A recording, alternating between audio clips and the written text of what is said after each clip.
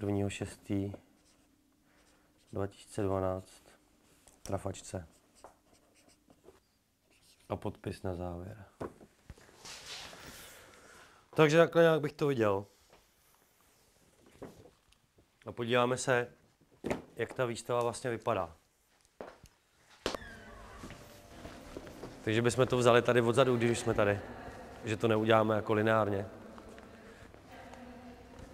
Tyhle ty věci byly úplně na začátku, ty jsem začal dělat před 8 měsícema a já tomu říkám jako takzvaný testovací obrazy. Tak to byly věci, které, protože byly malé, tak vznikaly docela rychle. A pak jsem teda přistoupil k tomu, že jsem ty věci po čase začal dělat na hliníkové desky a začal jsem používat letadla, které jsou vystřížené vlastně z časopisů, hlavně vojenské letadla a všechno jsem to začal takhle míchat dohromady. No, to vlastně pokračovalo dál potom přes tyhle věci, kde jsem pracoval vlastně s digitálním tiskem na plátně, kde jsem prostě ty obličeje těch lidí různě rozřezával a skládal jiným způsobem k sobě. No, to jsem dále potom rozvíjel vlastně támhle. Je to trochu strašidelný, jak jsem ty lidi takhle rozpitval. A to, co vidíme třeba támhle, tak to je poslední obraz takového cyklu apokalyptického, takový krajiny s mořem, ve kterém je plno ropných skvrn. Tady v tomhle případě zrovna v tom plavou nějaký ledový kryk, který hoří takovým světle zeleným plamenem a v těch krásou vmrzlý modelky. A nad nima jede nějaký takový zvláštní jako objekt vytvořený z mužské tváře a z rukou, takový billboard nebo čelo nějaký lodi. No, na to navazují vlastně věci, které jsou tady. A to je vlastně to též téma, to znamená jako nějaký absurdní zánik, kdy prostě záchranu čeká a vyhlíží tady ten fotomodel, který jede v hořící botě Gucci a letí to tady zachránit nějaký americký letoun a jiný letoun odlítá s lidma asi jako pryč z této oblasti, takže tady už je to takový trošku klidnější, jako, ale taky tam ještě dopadává nálož těch betonových kvádrů a tenhle ten typ jede na nějakým takovým divným surfu, jako na nožičce od brejlí, tváří se jakoby nic a možná ještě dává naději, že to všechno dobře dopadne. No a tohle je vlastně jako obraz konečný a je to takový protipol tam tomu, že to navazuje taky tou zkázou, když se potápí zbytky těch aktérů a těch věcí.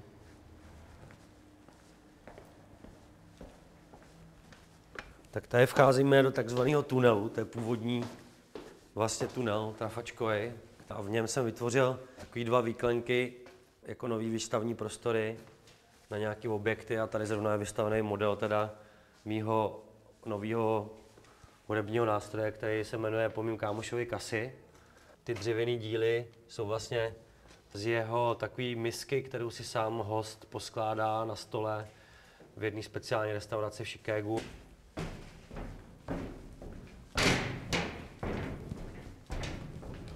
No a tohle to je instalace, která je vlastně klasická trafačková, ta není moc upravená, já jsem jenom do těch věcí, které jsme tady v té chodbě našli, víceméně tak, jak jsou, doplnil ty 2 lebky, což jsem dělal před jako 18 lety v prváku na Umprum na téma smrt a nějak mě to dobře sem zapadlo.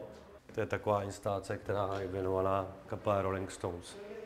Tady v té kostce jsme vystavili vlastně věci, které jsou předchůdcema toho, co jste viděli předtím, protože my bereme celou tu výstavu odzadu. Tohleto období je sice asi 8měsíční, ale mělo 2 takové kulminační body, z nich jeden vlastně se odehrál tím, že jsem do těch pláten začal implantovat moje staré fotky z archivu, protože tohle jsem já, když mě bylo 18. Fotka od Honzy Havla, tohle je od Romana Litricha, fotka Hinka Alta, slavného fotografa. Tohle je fotka od Aleše Zemeného z kina.